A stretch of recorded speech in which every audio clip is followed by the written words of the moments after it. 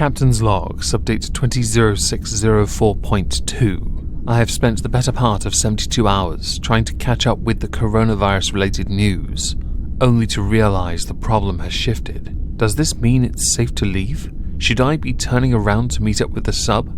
No, of course not. But I really should be rolling out my No Lives Matter slogans just to truly emphasise how little humanity matters.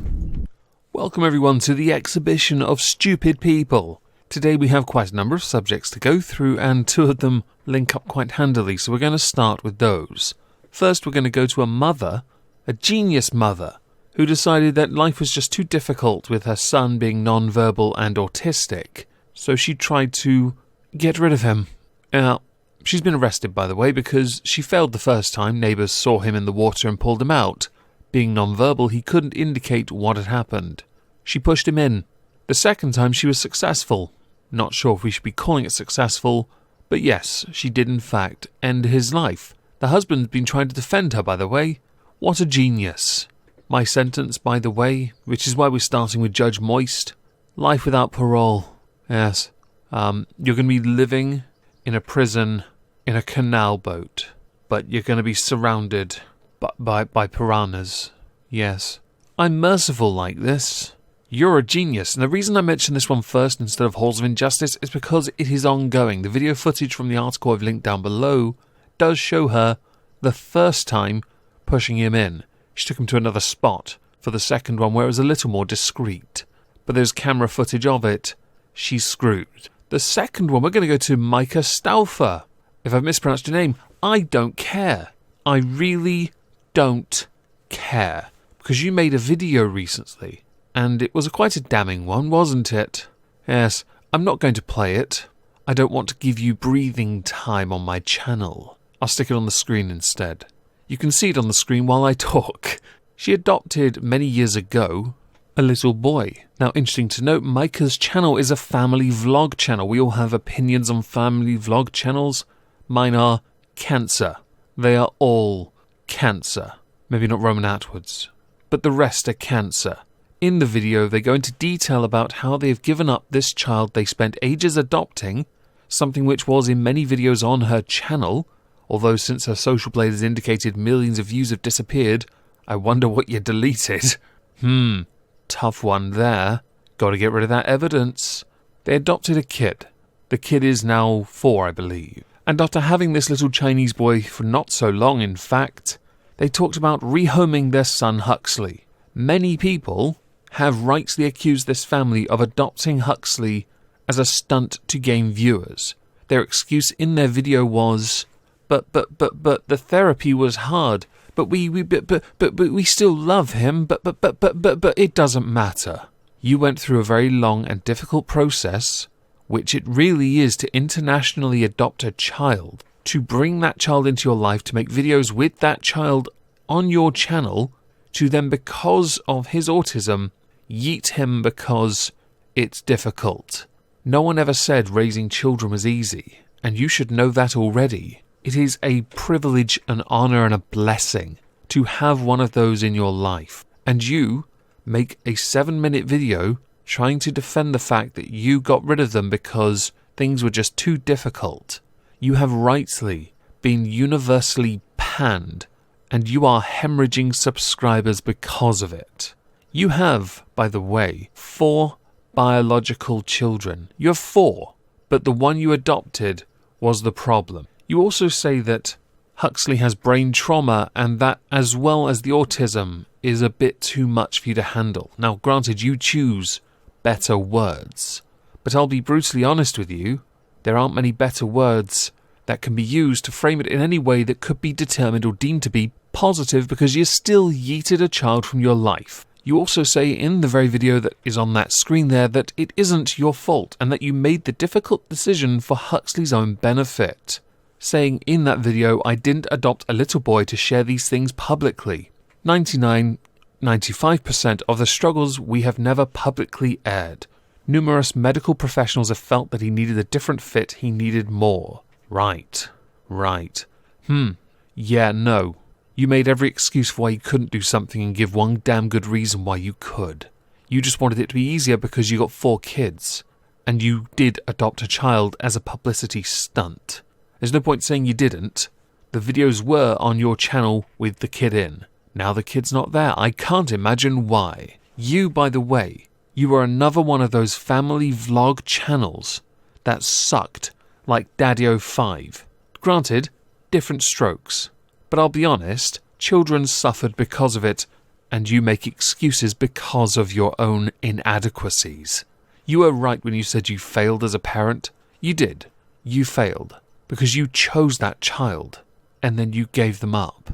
Moving on.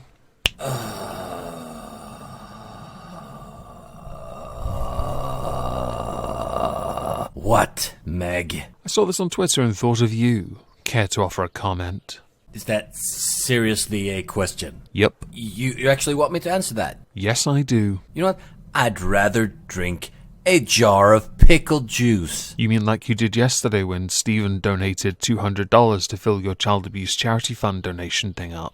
Ugh. Ooh. Ah, shit, this is gonna be so bad. There's no... I didn't say chug it. Just said drink it. Ugh. Ah, Jeebus. The first one was a scourge of the galaxy, or rather, no, wasn't a scourge. It was the sign of order in the galaxy for decades. Now, the new ones, they're like, hey, are you happy to see me, or do you just like to put ducks on your friggin' head? So next I'd like to go to a racing driver called Daniel Abt, who drove for Audi in Formula E. If anyone knows anything about Formula 1 and all the other subclasses and talent development leagues or divisions, championships even, yeah, he's a part of that. Currently, there are a number of racers who are instead of racing on a track because of the current lockdown situation, they are instead participating in home challenge series.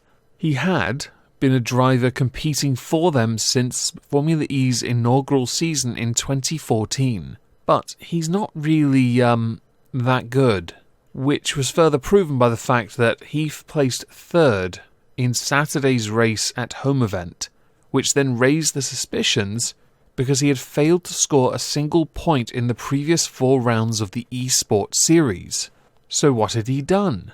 Well, there was a video feed of the drivers through the race, but Abt's face was obscured, with it being later revealed that it was in fact professional gamer Lorenz Horsing that was behind the wheel. Daniel Abt was fined €10,000 or 8,890 real pounds before Aldi then decided to suspend him, but then confirming that he had been permanently removed from the team, with him then putting out an apology because he got caught. You're a genius. If you were smart enough, you'd have had 2 feeds. A camera to you driving, while someone else was to your side doing the actual driving. Clearly, you lacked the skill or the brains. Enjoy your early retirement? Next. So the video you see on the screen are a bunch of Snapchat videos taken that show Jake Paul around the time of protests that were happening around LA. These videos were used when Jake Paul was trending on Twitter to frame him as being one of the looters. Jake Paul yesterday put out a video talking about this, and I'm inclined to believe most of what he said to be true, where he deemed it to be counterproductive, the looting, to dealing with the actual issue.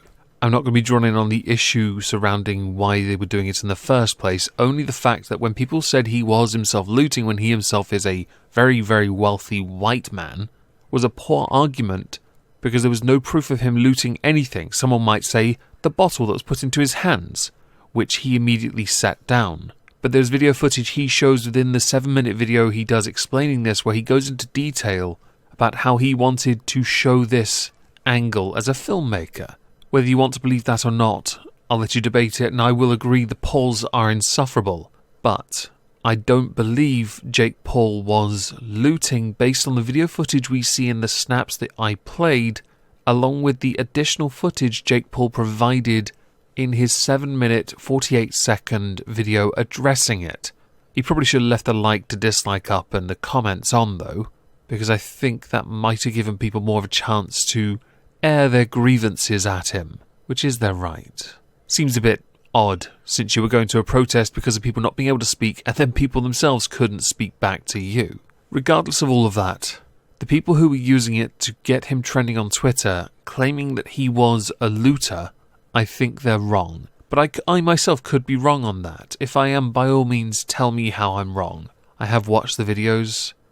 They don't show him looting at all. They just show him going into a mall that people are smashing up. Not an indicator of a looter.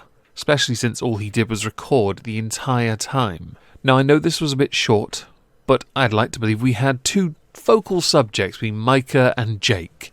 With all the subjects we cover here, I'm very much interested to know what you think was the stupidest. If you think it's Jake Paul just cause it's Jake Paul, tell me. If you think it's Micah, go nuts and tell me. As a last thing, I'm streaming on Twitch tonight, Assassin's Creed Chronicles China. Hope to see you all there. Bye!